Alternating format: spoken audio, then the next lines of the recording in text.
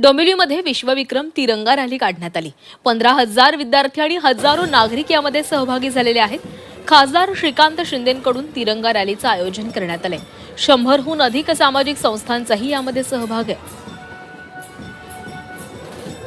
दरम्यान याचा आढावा घेतलाय आमचे प्रतिनिधी आतिश भोईर यांनी।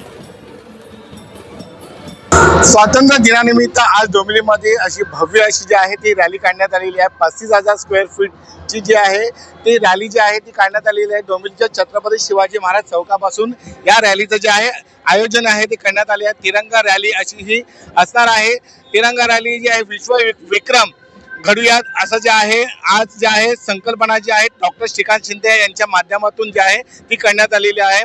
35,000 स्क्वेअर फीट अशी ह्या रॅलीचं जे ध्वज आहे तो घेऊन जे आहे 10 ते 15,000 शाळेचे विद्यार्थी, त्याचप्रमाणे 100 ते 110 ज्या सामाजिक संघटना आहेत ह्या देखील या रॅलीमध्ये सहभागी झालेल्या आहेत। त्याचबरोबर कल्याण डोंबिवलीतले नागरिक देखील जे आहेत सकाळपासून जे आहेत या रॅली साठी जे आहे सहभागी झालेली आहे। छत्रपती शिवाजी महाराज चौकापासून ते दत्तनगर हे 4 किलोमीटर पर्यंतची ही रॅली जी आहे ती काढण्यात आलेली आहे। विश्वविक्रम होईल असं आजच्या या रॅलीचं जे आहे वैशिष्ट्य आहे। त्यामुळे डोंबिवलीकर जे आहे या सकाळपासून या रॅलीला मध्ये सहभागी झालेले पाहायला मिळत आहेत। कॅमेरामन दिनेश जाधवसह आतिश भोईर, झी मीडिया, डोंबिवली।